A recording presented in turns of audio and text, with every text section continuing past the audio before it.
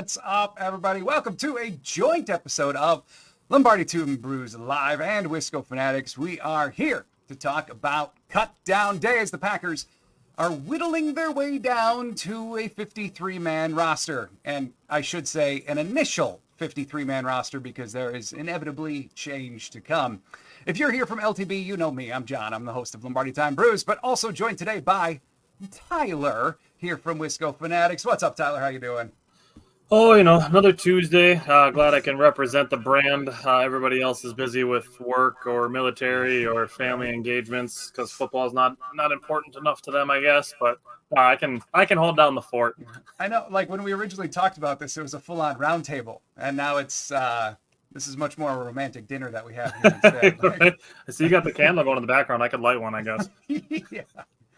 So, obviously, a lot of news today. It has been a very, very eventful Tuesday. I don't think we've really been hit yet with any, I don't want to say tremendous shocks. Some mild surprises, yeah, certainly. But I don't think we've seen anything, shattering to this point. I would also say, before we dive into the nitty-gritty here, that we saw on Twitter that Wes Hawkowitz last year, the Packers reporter, he put out the official roster at about 3:15 p.m. So we are here counting down the minutes until that release. Until then, we are relying on the reports from the Packers beat and kind of breaking down what we know thus far. But there is still much to be talked about and decided, and we will get to all of that. So let's just start here, I do suppose. And let's cover the release list so far. Thus far, we have two quarterbacks released, Sean Clifford and Michael Pratt. Tyler and we're going to be talking about that in just a second. But then also on the running back side of things, Nate McCrary and Ellis Merriweather. Offensive linemen we've seen go thus far, Caleb Jones, Luke Tenuta, Leketa Smith, and Royce Newman. Then Samari Toure, Julian Hicks, Jalen Wayne, Dimitri Stanley at wide receiver. For tight ends, Joel Wilson and Messiah Swinson. Linebackers, maybe one of the bigger surprises for some folks, Christian Welch and Chris Russell. Defensive end, Deslin Alexander. Defensive tackle, James Esther. Corner, LJ Davis, who Bill Huber actually put out, suffered a multi-week injury in the last game, so he's not even going to be considered for the practice squad or anything. He's just straight up hurt. And then maybe some of the biggest news of the day, kicker Anders Carlson has been let go. Obviously leaves a lot of guys that we have not heard about, such as the kicker counterpart, Greg Joseph. What's going to happen with the practice squad? So got a lot of things going on here. Tyler, why don't you give your thoughts about what we got going just from this list?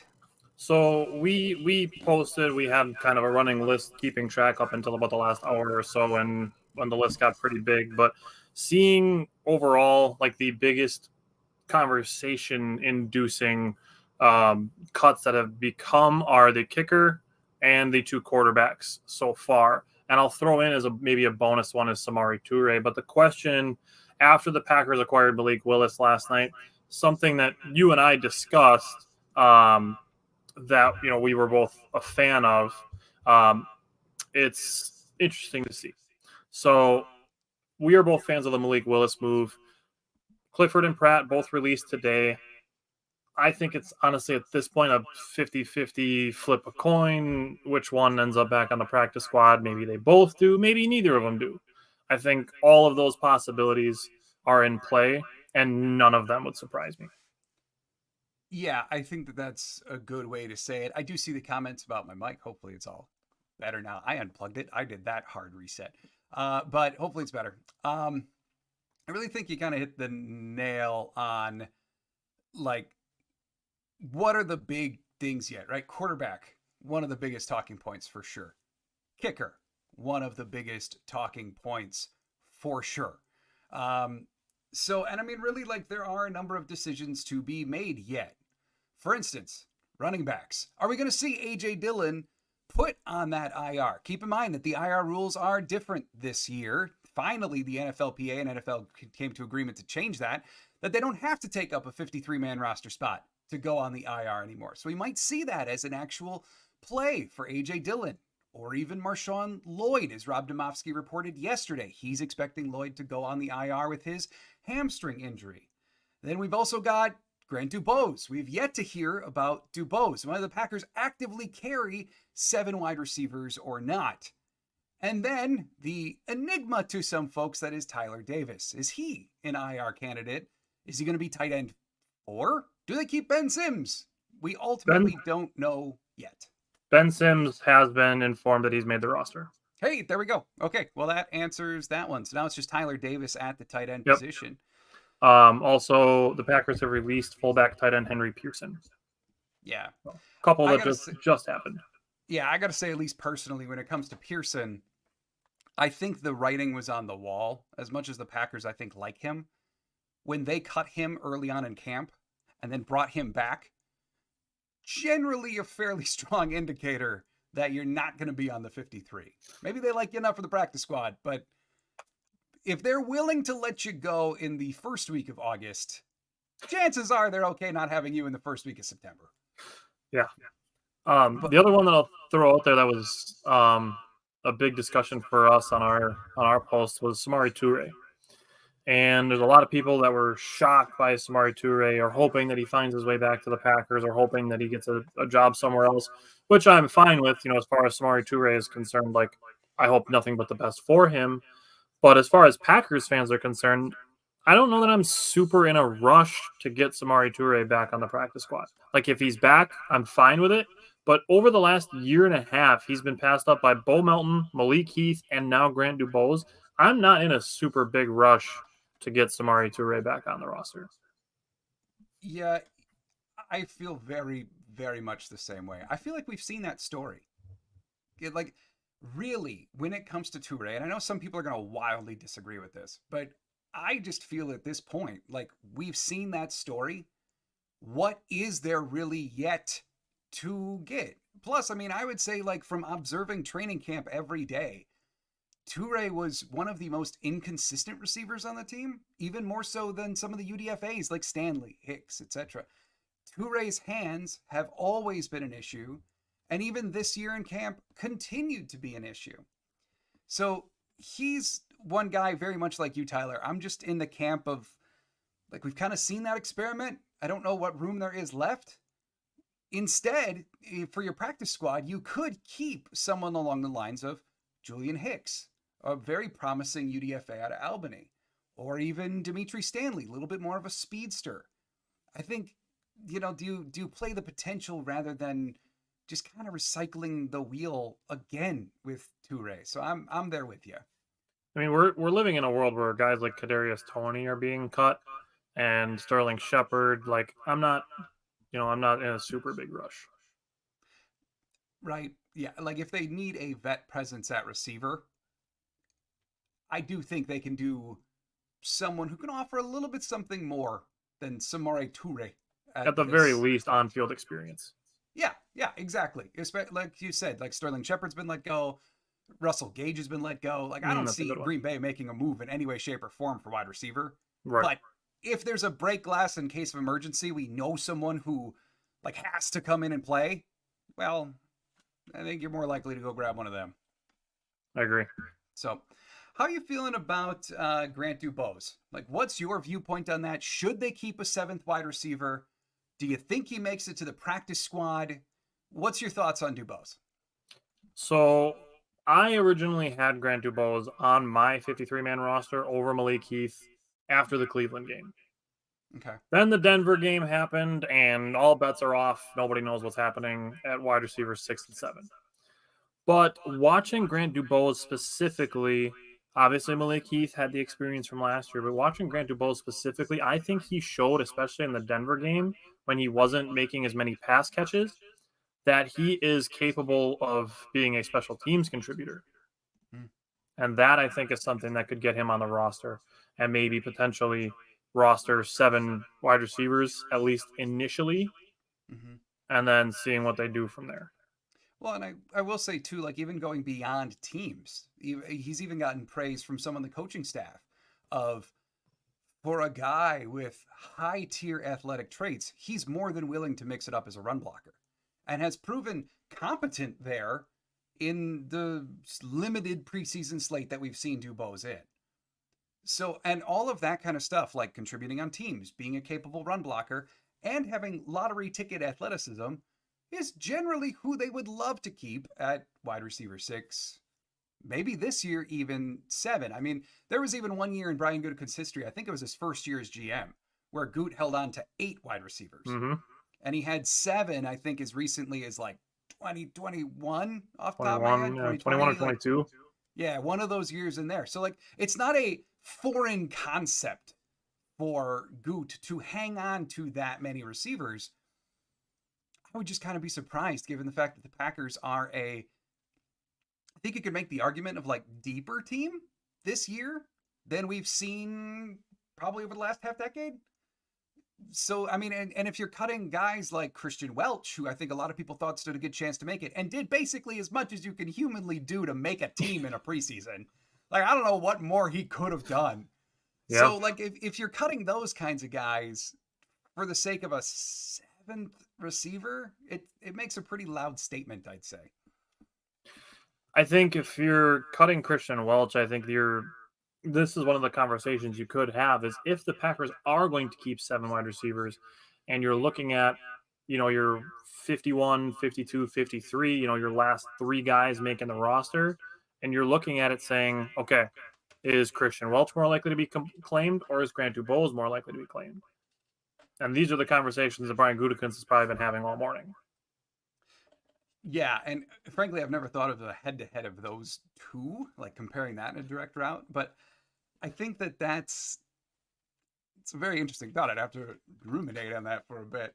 The one that I've been asking a lot, just to kind of jump gears here to the defensive side of the ball, I feel a little bit on an island when I discuss Kalen King. I think Kalen King has a world of potential. I think he was a draft steal. I'm just not sure that I see him on this 53, and we'll find out shortly. But I'm just not sure that I see it when you comp it compared to a guy like Zane Anderson in the secondary, who is going to contribute on teams.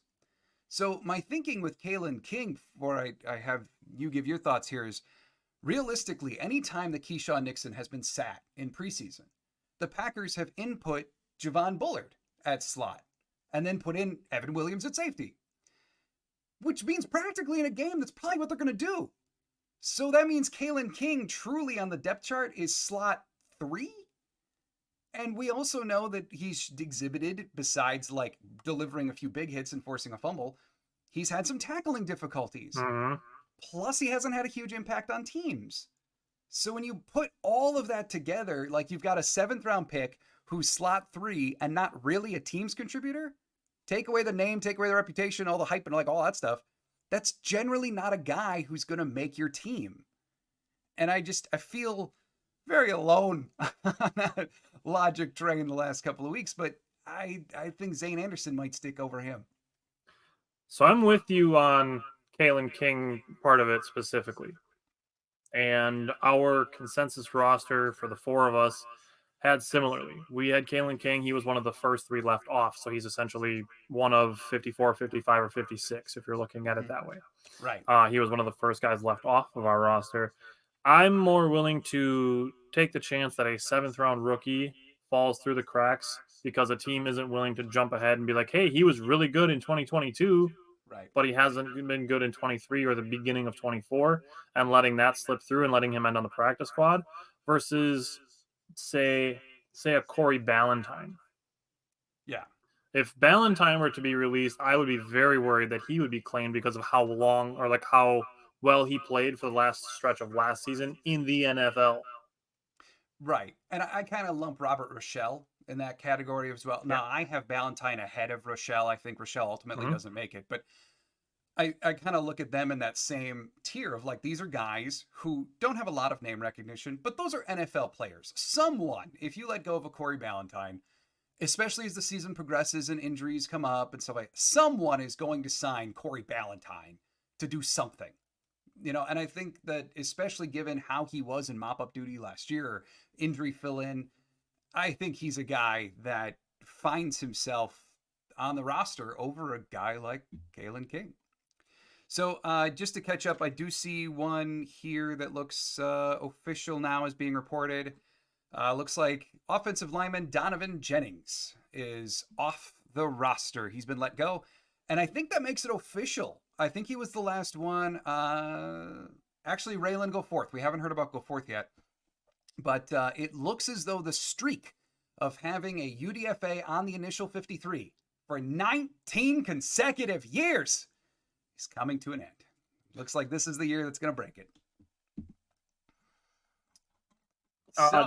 Jake was saying that King was a great tackler. He would be awesome in the slot. I haven't seen it so far in a green and yellow jersey. That's my concern. Yeah, I'm inclined to agree with you, Tyler. I think it was especially shown in the Denver preseason game. Granted, the entire team did not excel in that game, but there were multiple instances where Kalen King really struggled and to bring someone down in that game. And I kind of feel like he's one of those types that either delivers a great hit or he misses. And so I'm good practice squatting that for a year. And even use some protections on him. I'm totally good with that. But I don't see how slot 3, 7th round pick really makes the team. But I could be wrong. Yeah, and Jake, yes, we know nobody played well against Denver, throw that game away. Yeah. But I think, when it comes down to tackling is a thing you can see outside of the box score, outside of the final score, outside of the statistics. It was an eye test thing for me, and I just didn't like what I saw. And I get that it was a bad game, but still, if we're talking about the end of the roster and we're talking about, say, Kalen King and Anthony Johnson Jr. Yeah. I think Anthony Johnson Jr. is basically a lock to make the roster. Oh, yeah, I would agree. He started camp as one of the 3 rotating in with the starters at that second safety position. So, I view Anthony Johnson Jr. as a lock as well.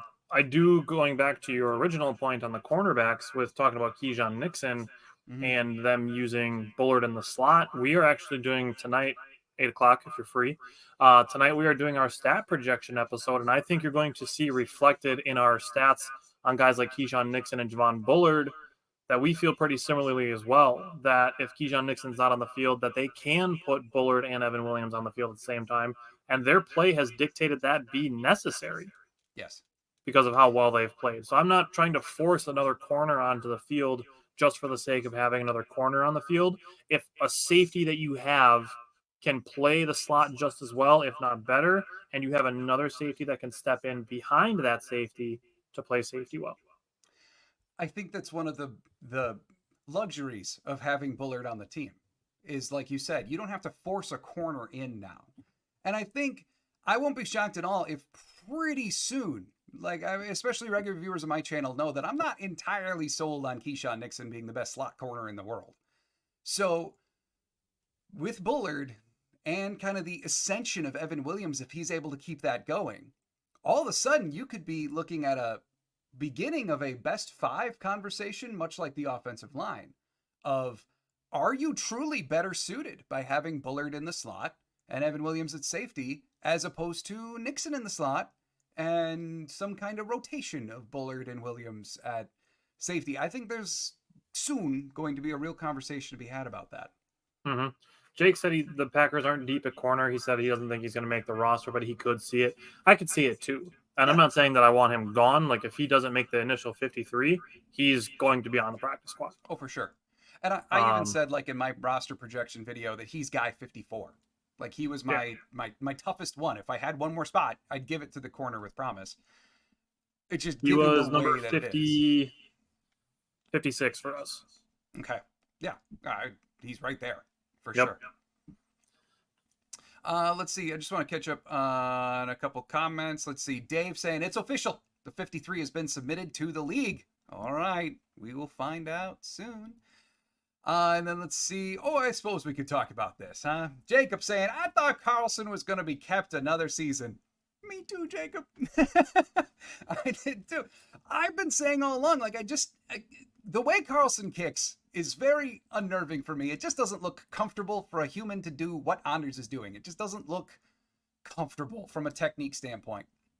And I really thought if it was even close between Carlson and Joseph, that it was going to be Carlson's gig. And yet, we've heard about Carlson. We have not heard about Joseph. There is a world out there where they let Joseph go and just carry 0 kickers today and sign someone new tomorrow. But that's what we got right now. Okay, the roster's out. You wanted me to read it off to you? It's out. I got it. Yes, indeedy. Please do. Okay, quarterbacks. Jordan Love, Malik Willis. Yep. Running backs, Josh Jacobs, Marshawn Lloyd, Emmanuel Wilson. On injured reserve is A.J. Dillon. So good call on that. Makes sense. Wide receiver, 6. Romeo Dobbs, Jaden Reed, Christian Watson, Dontavian Wicks, Malik Heath, Bo Melton. Grant Dubose was released. Okay. Tight ends, there are 3. Luke Musgrave, Tucker Kraft, and Ben Sims. Tyler Davis on injured reserve, so good call again. And offensive line, they have 10. Elton Jenkins, Josh Myers, Rasheed Walker, Zach Tom, Jordan Morgan, Sean Ryan, Andre Dillard, Jacob Monk, Kadeem Telfort, and Travis Glover. Okay. Defensive end, Preston Smith, Rashawn Gary, Lucas Van Ness, Kingsley Enagbari, Aaron Mosby, and Brenton Cox Jr. So congrats. Congrats to Brenton Cox Jr. Wow. Defensive tackles, Kenny Clark, TJ Slayton, Devontae Wyatt, Carl Brooks, Colby Wooden. Okay. Injured reserve, Jonathan Ford. Inside linebackers, Quay Walker, Isaiah McDuffie, Eric Wilson, Edrin Cooper, and Tyron Hopper. So Raylan Goforth was waived as well. Yep. 5 cornerbacks, Jair Alexander, Eric Stokes, Keyshawn Nixon, Carrington Valentine, and Corey Valentine. And there goes King. Shout out to the Wisco guys. We got those 5 correct. Robert Rochelle, Kalen King, and Gamon Green were released. Safeties, there are 5. Wow. Xavier McKinney, Javon Bullard, Evan Williams, Zane Anderson, and Kaitan Oladipo, Anthony Johnson Jr., and Benny Sapp, the 3rd, released. Whoa! That's a surprising one. And then special team, Daniel Whelan, Greg Joseph, and Matt Orzek. So Greg Joseph has made the initial roster. That is a surprising one. Wow, very much so. All right. So, off top of your head, biggest surprise. What do you got there in the 53? What's your biggest surprise? First off is Greg Joseph. Okay, yeah. Second, I think, is probably that both Aaron Mosby and Brenton Cox Jr. made it. I really thought that was going to be a one or the other. Yep. Jake, I'm not a fan of the kicker decision either. I really hope that there's another pending roster move coming with that in the next couple days. Other than that, maybe 10 offensive linemen. I mean, we had them down for 9. Yep. If you had asked me a couple days ago, A.J. Dillon would have been a surprise just because I didn't really know that he was going to be injured. But the thing that I thought about a lot is you've got a shoulder stinger, which kept you out for 3 games last year, which is really long for a shoulder stinger. Something's weird with it then, right? And now you have another stinger in the same shoulder, and they're seeking outside medical opinions. Like, when have you ever heard of a recurring injury that comes back 6 months later, needs outside medical opinions, and then he just comes back a couple weeks later? Like, generally that means it's complicated. Something's got to get done.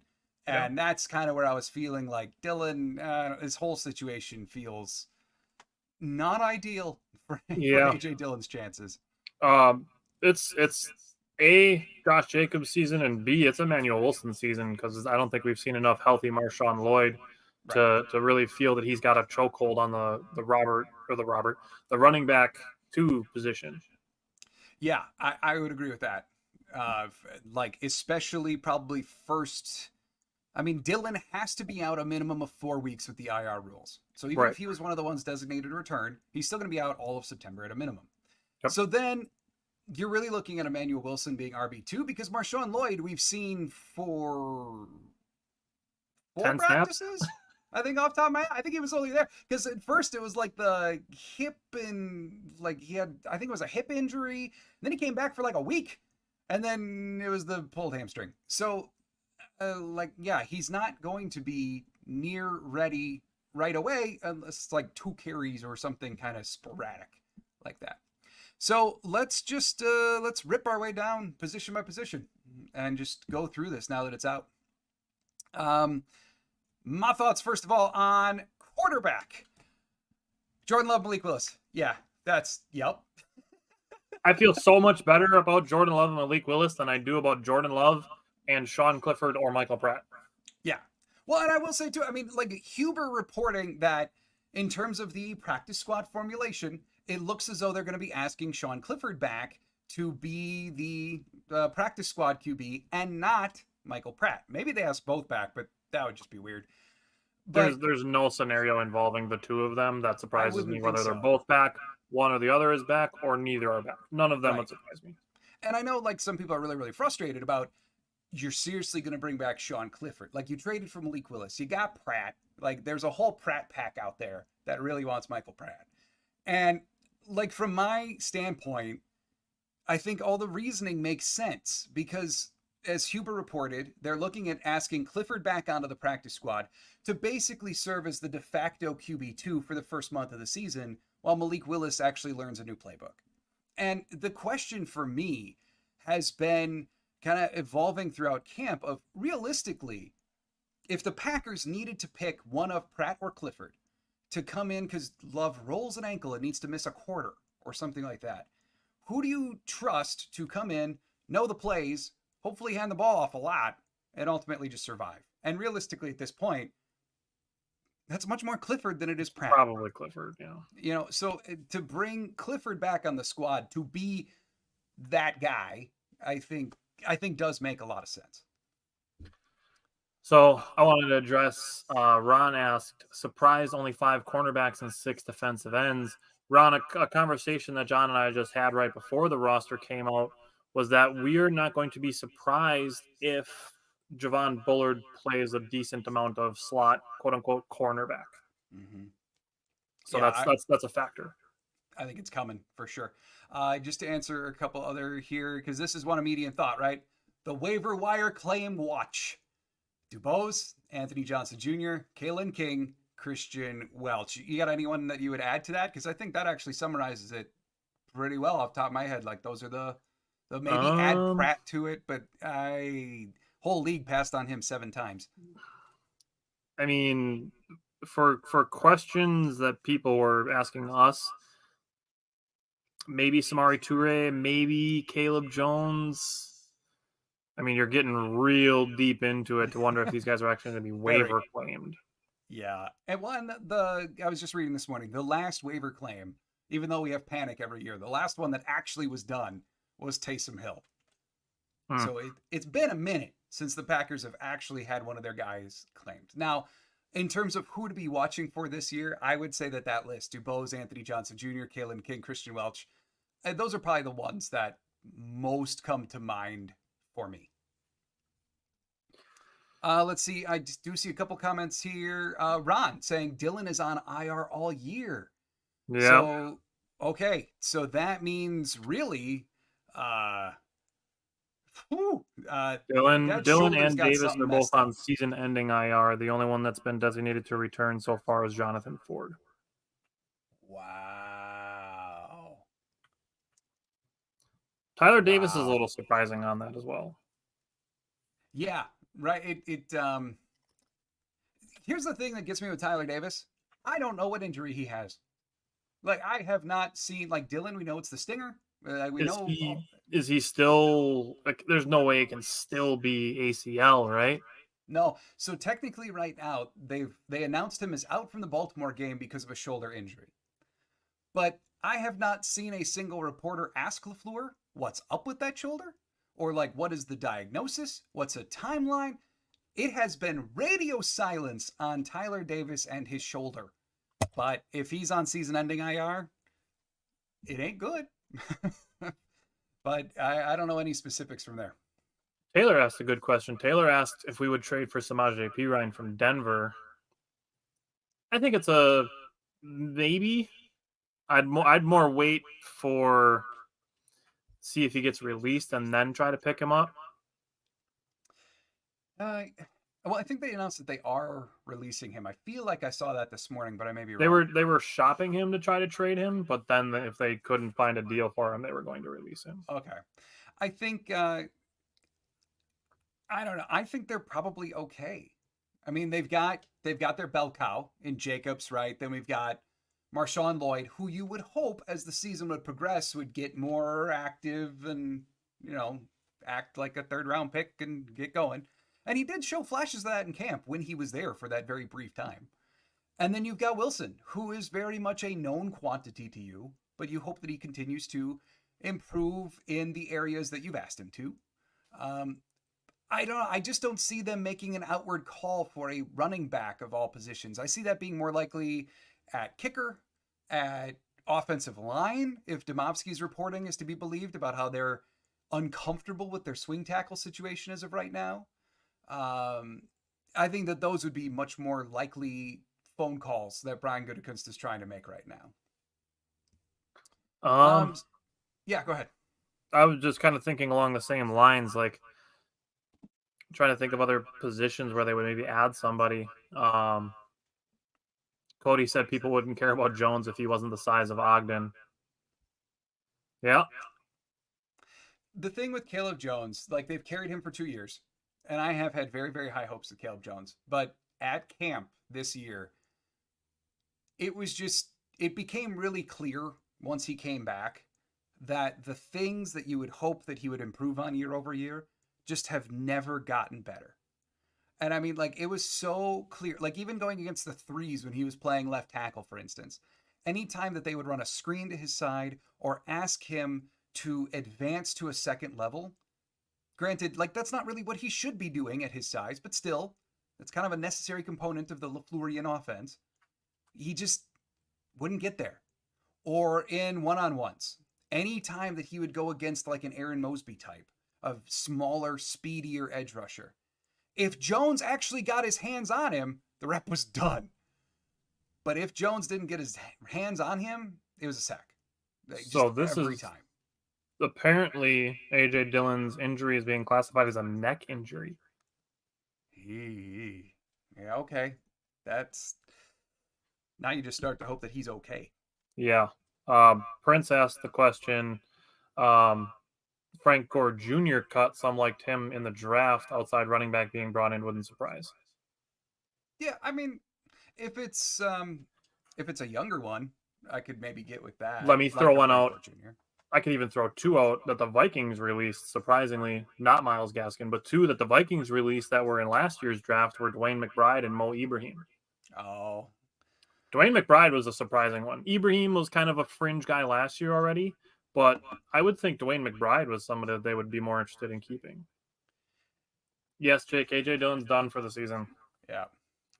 Let's bring back Aaron Jones. Remember that glorious 15 minutes that we all thought we had Aaron Jones and Josh Jacobs? Yep. So yeah, I got to go and delete that stat graphic that I had made for tonight, unfortunately. Yeah, right. All right, so looking at wide receiver, officially on the roster, Dobbs, Reed, Watson, Wicks, Heath, and Melton. If you would have told me like back in June, who are the six? This is the six I would have said. And then August opened some conversations to it, and yet we arrive right back at the six that a lot of us always assumed we were going to have.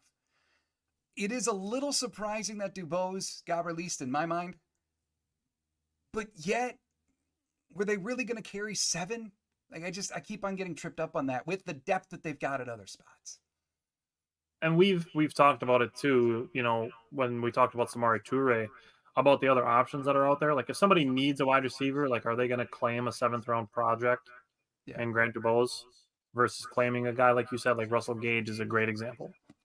Well, and you look league-wide, the deficiency league-wide seems to be like teams need more wide receiver 3, wide receiver 4. Every team has a cluster of dudes that they don't mind at wide receiver 5, 6, 7. Now, maybe the Packers collective is better than most teams at that area of roster, right? But nonetheless, like, I think they're going to get Dubose back. And I said on my show on Monday, Dubose feels so much to me like a Bo Melton trajectory. In that here you have a guy who's a very late round draft pick who had a stellar camp. Now, for Bo last year, his camp ended with injury and then he didn't make the 53. For Dubose, it's like his productivity has fallen off a little bit as he's gotten either more attention from D-backs or less attention with the ball. Yet, I don't think Grant Dubose's story is done, and I won't be shocked at all if after injuries hit that room, we see him activated in weeks 5, 6, 7, 8, 9, and he still readily makes some kind of impact on this team. Looking at tight end now. Any surprises for you at tight end? We got Musgrave, Kraft, and Sims on the roster. Injured reserve for Tyler Davis. I don't remember. Was Tyler Davis year-ending injured reserve? Is that what somebody said? Yeah. The three that I saw that were on injured reserve were Davis, Dillon, and Ford was the only one designated to return. Okay. So, yeah, Tyler Davis is done. I saw one comment earlier about, like, are A.J. Dillon and Tyler Davis done as Packers? It's possible. I mean, with they're both year being free over. agents at the end of the year. So yeah, especially if they do strike an injury settlement. We had the three that we had in our consensus roster was Musgrave, Kraft, and Sims. Like, there's no surprises there. Yep. I was pulling hard. Like, I fell in love with Joel Wilson in the first preseason game against the Browns, and I'm like, Joel Wilson, like that guy, and then plus the hair flow, like he just looks like a guy who plays tight end. The aura. So I started calling him tight end U. And now I'm like, okay, now I'm a Joel Wilson fan, so I hope he ends up back on the practice squad. The reason why I was always personally really cold on Joel Wilson is drops. There was a streak there of probably 6-7 practices where there was at least one drop a day from Joel Wilson. And it's tough to be a receiving tight end when you can't catch. He made a couple blocks that I was impressed with in the Denver game, even trying to find anything to take away from that game. Seeing him making some backside blocks where, like, Josiah DeGuara, same way. Once in a while I'd be like, oh, like he made a play. Like that's why he's still around. But yeah, I think Joel Wilson, I don't know. I just look at him and that just screams to me practice squad. Like, he's got some athletic traits. He does things you like. He's just not there yet. Yep. So stash him on the squad, coach him up, and hope for the best there in the future. Like, that's very much Joel Wilson to me. And I wouldn't be shocked, too, if Henry Pearson winds up on the practice squad, especially now with the Tyler Davis injury. Because Davis was really shaping up to be their preferred move tight end. Like, when he was active at camp, that's how he was being used. So, in the event of, needing a move tight end, fullback / tight end, Henry Pearson could very well find his way onto the practice squad. Cody asked, haven't we had Ford for 3 or 4 years now and he spent 90% or more of it injured? I don't know about injured. He's been inactive a lot. Like, he's been just a non-dressed player a lot. But ultimately, I don't think he's been hurt all that much. And I would say, too, this was by far Jonathan Ford's best offseason. Not really close, even. Like, he looked more svelte this offseason, and he was making way more plays than I ever remember Jonathan Ford making in the backfield. How would you feel about potentially, if we go into, another conversation? Yeah. Potentially at the end of this season, I believe TJ Slayton is a free agent, kind of having Jonathan Ford as the de facto replacement for TJ Slayton. Concerned is how I would feel. Ultimately, because Ford, I think, is entering year 3, if I remember correctly. So he's got only 1 year left in his deal. So if you let Slayton walk, then you're kind of banking on Ford, who then is only going to have 1 year left.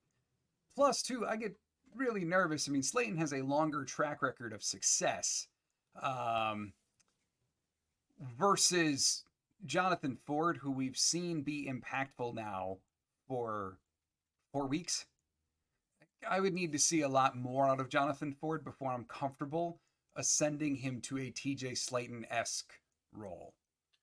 The reason I ask is potentially if you're looking at the Packers playing a 4-3, is if TJ Slayton plays a smaller role this year, like if the Packers roll out Kenny Clark and Devontae Wyatt and say Preston Smith and Rashawn Gary as their 4 quote-unquote defensive linemen, and you're seeing potentially less TJ Slayton, does that then make you feel that you are now looking for a third defensive tackle?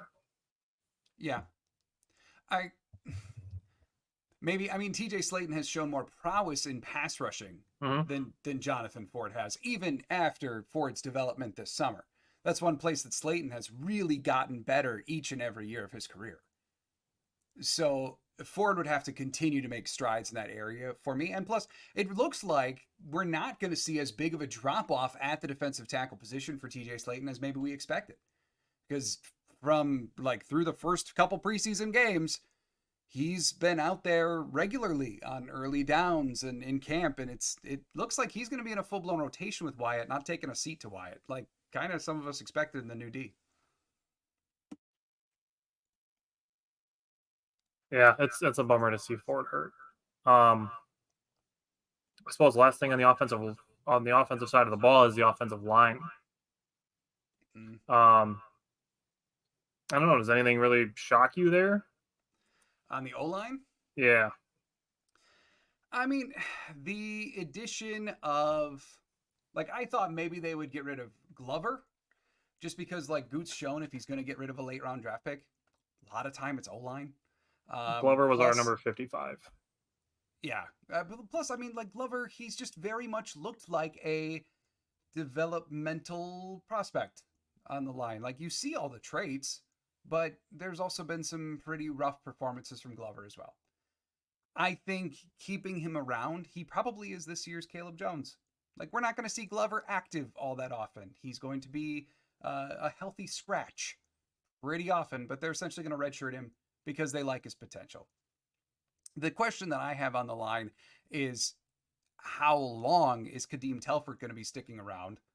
Or are they going to make a call for a Jared Valdir, Ryan Wagner, someone else out there um, to bring in a vet, more stable swing tackle presence, etc.?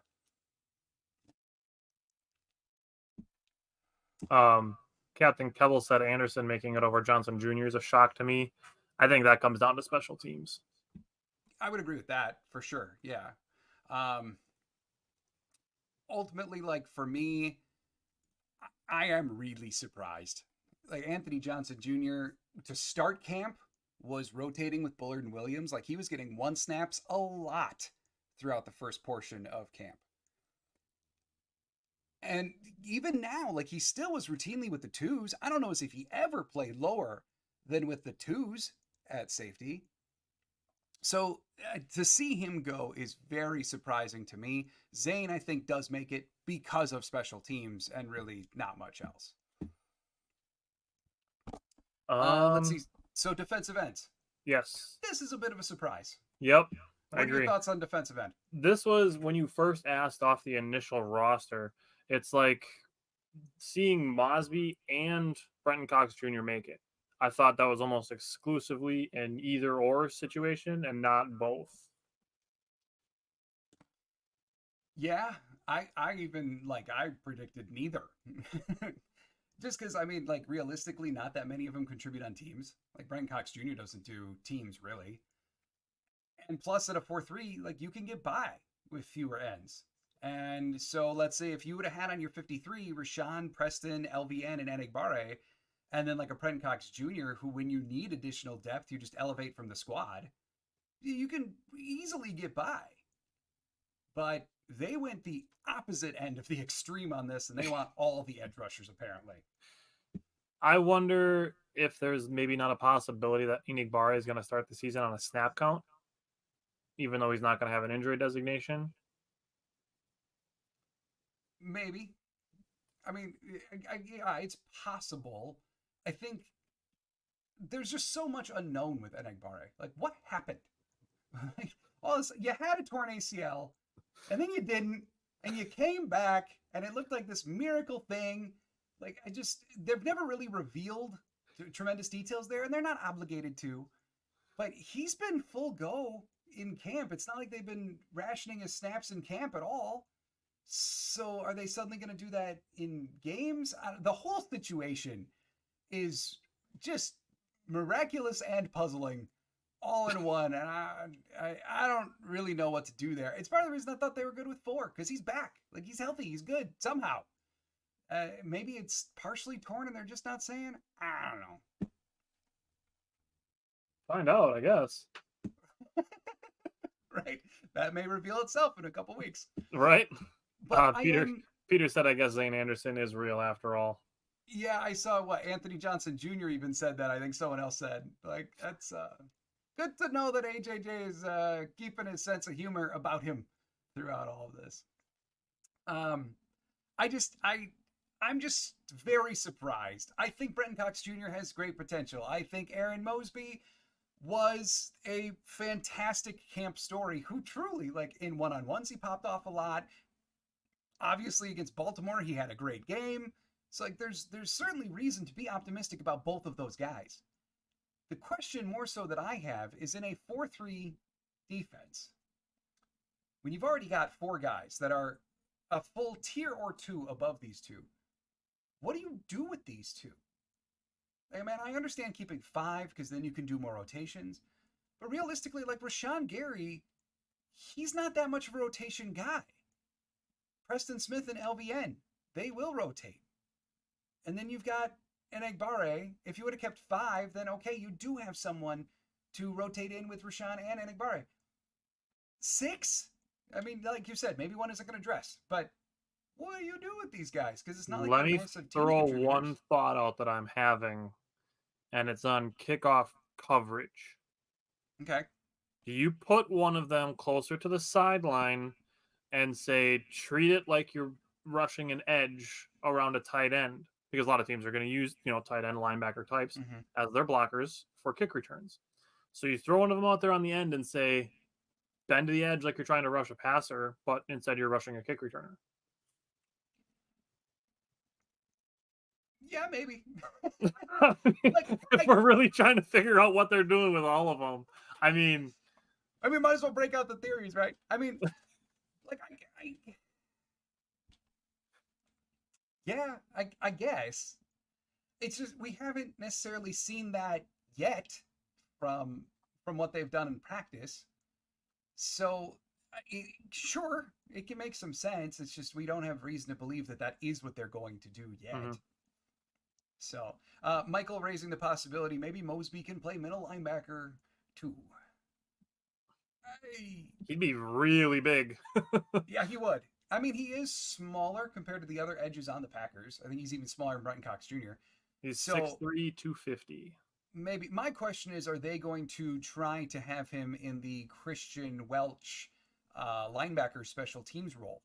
I could see that being more likely that he fills those snaps than he does true defense linebacker. Because, I don't know about Mosby learning a whole new spot for that. Honestly, there's somebody, if we move into the linebackers, there's somebody that I do think is going to fill that role. I think it's Tyron Hopper. Yeah. I was really impressed with him after he got off of being injured and playing in Denver and Baltimore games. I really, really liked what I saw from Tyron Hopper.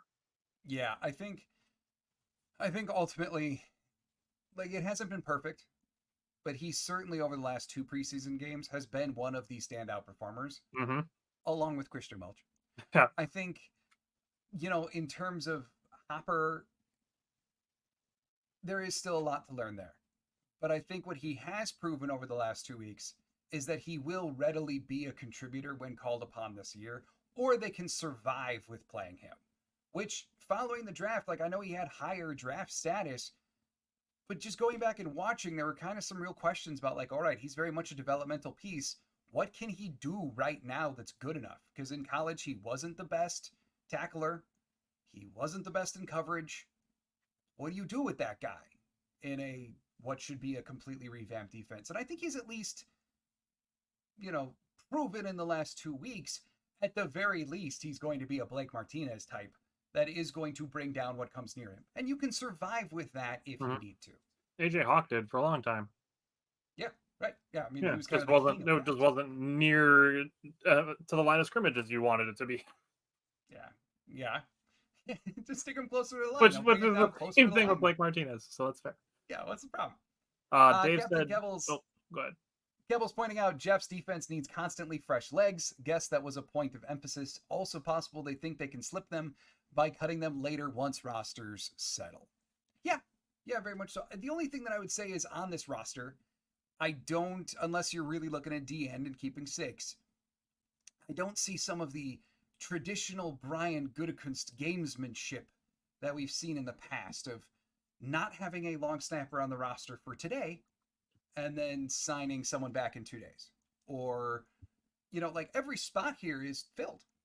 It's not like we've seen in the past where they purposefully empty a spot with a guy that they know that they can get back. So, I mean, maybe the one that does stand out to me is the 6 defensive ends. If they're going to cut someone in a day to get somebody else, then maybe that's it. But Yep. I just don't see anybody else that really like that. Nothing else looks overloaded or suspiciously empty. Maybe kicker. Yeah. Steve saying, go for it on 4th every time. It might be a more secure plan. Steve saying, for what it's worth, Rashawn Gary has never played more than 70% of the snaps. Some of that is related to the ACL, though. Yeah, and I mean, also earlier in career when he was very much the rotational project with Preston and Z when they were there, So that is true. But even at the defensive end spot, like 70% of snaps is a lot. And so, like, Rashawn, he does have some wiggle in his rotation, but that's also kind of why you got Kingsley Enagbare, who can give you 30% of snaps pretty easily, and you don't mind him doing it. And make impact in those 30%. Yeah. So, I mean, like, it's just, we really loaded up on one spot. I saw before Dave asked Anthony Johnson Jr. and King cuts for Zane Anderson. I don't see it. King, we had a pretty lengthy discussion about it. That we think he's a guy that can make it back to the practice squad relatively easily.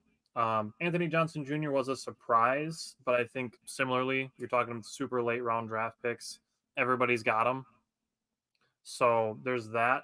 And then Zane Anderson, I think you're looking at a guy, if he's making the team over those two, doesn't necessarily mean that he's got a better future than those two. But I think if you're looking at a guy like Zane Anderson, if he were to be released, that all special teams coordinators would be calling their GM saying, hey, give this guy a look. We could probably use him for special teams.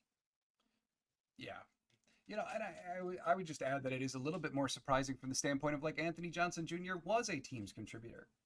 Like, they kept Zane because he's a special teams ace. I got to believe that's why they did it. Mm-hmm. And to keep that instead of Kalen King, who is not a special teamer, okay, that makes sense. Anthony Johnson Jr. was nice from the standpoint of what we've seen in camp thus far, at least, was a teams contributor and a defense contributor versus Zane, which just gives you one. And that's part of the reason why I'm so surprised by that move. But maybe Johnson Jr. is someone we see back real soon. I am confident that even if he didn't make the 53, he's going to be one of their priorities to get back on the practice squad. Yep. Clark asked if Lloyd is on IR designated to return. No, Lloyd is on the roster. Yeah. He's there. No designation there. He is on the roster. Yes. I would not expect him to be very active participation-wise in the first week or two, but he is on the 53 with no designation. He's part of the Josh Jacobs season in Green Bay. Yeah, right. And they've always got they could get Patrick Taylor back on the 53. Yeah, I guarantee he's available Niners now, but always give him a call. Let's see. Captain Kebble's asking if any kickers of note have been cut. I have not followed NFL news real well today. I've been so honed in on what Green Bay's doing, but I did see some people were talking about Ryland from New England who had. You want to know what his? Okay, I'm just gonna throw this out there. Horrible last year. 64% on field goals last year. Yeah. People really wanted Anders gone and we're celebrating it. Ryland made 64% of his field goals last year. Yeah. I put it on Twitter. I'm like, Ryland is who Packers fans think Anders is. Right. I think that's a fair way to say it. That would not go well. I'm still hoping to see, and I have to look, and I'm probably going to do this shortly after we hop off. I'm going to look through kickers. There was one AFL guy, and I don't remember his name. But then there was the other guy that I was watching to maybe see if he would be released would be Joey Sly. Because he was on a team that had two kickers. So he did have a rougher ending to his preseason, I did see. The one that I was personally hoping for, if they were going to outsource it, was I would not have minded Cade York until he got traded last week. Mm-hmm. He was kind of the one that I was circling as probably not going to win his team's kicking job, but I would be interested in seeing if he'd come to Green Bay. But that's done. Let's see. Dave's saying, how the hell did Orsic make it with that grade? Um, because he better Lack than of Bowden. competition. Yeah. So Orsic is not the best long snapper in the world. Let's just say it. There is room for improvement there. But what I observed in camp, because I kind of came into camp being like, all right, keep the UDFA streak alive. It's gonna be Peter Bowden. Bowden. It's like it's not that tough to beat Orsic, and so like we got Bowden was considered like the top long snapper in the draft. If any of them would have gotten drafted, there's reason to believe this is good stuff. And then in camp, watching them every day, that that was the thing. Very early on, Bisaccia said that what Bowden was working on was his snapping velocity and his overall speed. And with that, like in mind, then there was 2 days in particular where they happened to put the kicking unit like right in front of where I sit every day. And the speed at which that Bowden moves felt at least 3 notches slower than the way that Orsic did everything. And it's not just the snap. It was the snap to then standing up or the snap to then backpedaling. Everything was just so much slower, had less snap than when you saw Orsic do it. And that was what really like moved me into the camp of, well, it's got to be Orsic. Bowden may be more accurate with his snaps, but they're never going to have a long snapper that looks like he's moving in slow motion. And if Bowden wants to make it somewhere, that is what has to get better, because it was just such a stark contrast between the two. And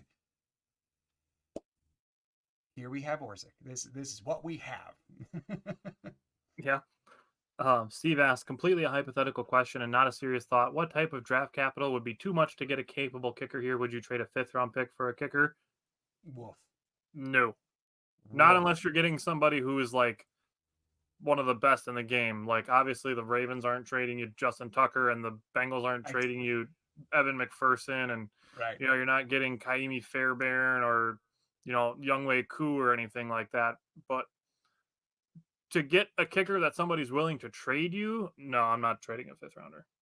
Well, and you figure like no other team that considers themselves possibly in the playoff realm is going to trade their kicker. They're just going to laugh and hurl insults at Green Bay for struggling with kicker. Like they're not going to give Green Bay one, right? So you'd have to be pillaging from a team that doesn't mind if it has an inconsistent kicker this year. And even then, like you just gave away your 7th. So would you really be willing to give up another day 3? I don't know. It just feels like a very, very tall order, because I know that 7th isn't much, but now if you give away a 6th and a 5th or like something like that, it becomes more expensive because you did lose out on one of your 7s.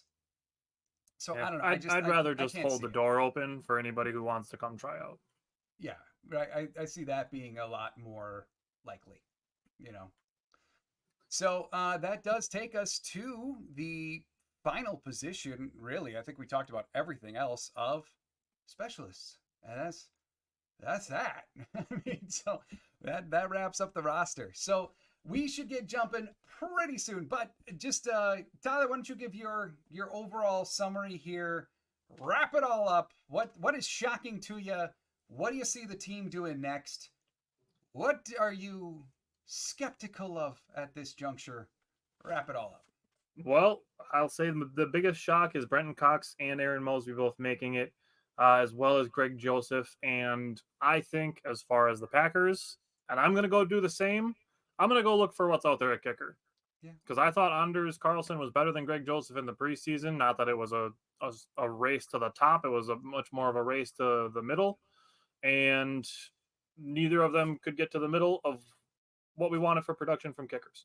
So when John and I are done and I get some free time tomorrow and this weekend, I'm going to go scour the bargain bin for what's available for kickers and see if I can make a post out of who's available or where they can find somebody maybe in another football league. I don't know. But right now, I'm not super comfortable with Greg Joseph being the only kicker on the roster, and I hope that does not remain the case next Friday. Only thing I'll throw in on kicker, which is completely irrelevant to on the field. I just want to say it. First of all, if you ever go to training camp, just observe all the players. There is not more of a dad on the field than Greg Joseph. Like he wears the flat brim backwards hat with his ears sticking out the side. Like he's got that dad look down. The other thing that I'll say is like, this is on a completely personal note, but like being lucky enough to be at training camp every day, I'm not sure that there was a single player who interacted with kids more on the bike ride or anyone than Greg Joseph. And I just, as much as I thought the job was going to go to Carlson, Joseph, I think, did have some things really in his favor. He looked like a more natural kicker. We've gone over the numbers, or at least I have in like my show before about late season kicking. He's been pretty good there. It's just, it became really hard not to root for the guy when you also saw him on a personal level, which I know has absolutely nothing to do with this, but I like that kind of thing. And so it became very hard not to root for the man because by all accounts, he looks like a great dude. I'm with that. And we talk about stuff like that on Wisco Fanatics all the time. So that's totally fair. Totally fair. So then just to put my little bow on it, I would say like biggest surprise for me, it's got to be the 6 defensive ends, but how it relates to who was let go. Like keeping 6 defensive ends in favor of Anthony Johnson Jr. or keeping 6 defensive ends in favor of Christian Welch. Or like there's a couple of cuts that I guess that falls into my what am I most skeptical of too? Of like, yeah, you wanted to keep Brandon Cox Jr. I don't that's not a problem, but you wanted to keep him instead of Welch. Why? Like, or grab your both. You know, and it's I can see some rationale, but I guess it's just surprising to me given how they normally operate. I think that that's got to go down as both my biggest surprise and biggest thing that I'm skeptical of. But I think in terms of like what happens next, I won't be shocked at all if we see some kind of vet O-lineman, if they are indeed not sold on swing tackle, and maybe Telford goes. I also wouldn't be shocked to see at all a switch in kicker. Or even maybe sometime soon we do see a 4th tight end added to the roster because Matt LaFleur does love to use 4 tight ends. Yep. And only having 3 does feel a little odd for a LaFleurian offense. So maybe a running back too. Maybe. Depending on what's going on with Lloyd. Yeah. I mean, if Lloyd is truly like good to go health-wise and just needs to get up to speed, then I think we're fine. But if we're looking at like Lloyd running at half speed for the next 3 weeks, yeah, okay, then you need to have one in case of emergency. Maybe call James Robinson again. I don't know. He did get cut by the Saints. He did. That one. He did. Before we jump, Clark saying they kept Cox and Mosby because every team needs pass rushers. True. They must like them both too much to release them. Preston's future also is a factor. Yeah, I mean, I can get with that. It's just you also need guys to play today. Right? And I'm just with such an overloaded position of 6 defensive ends in a 4-3.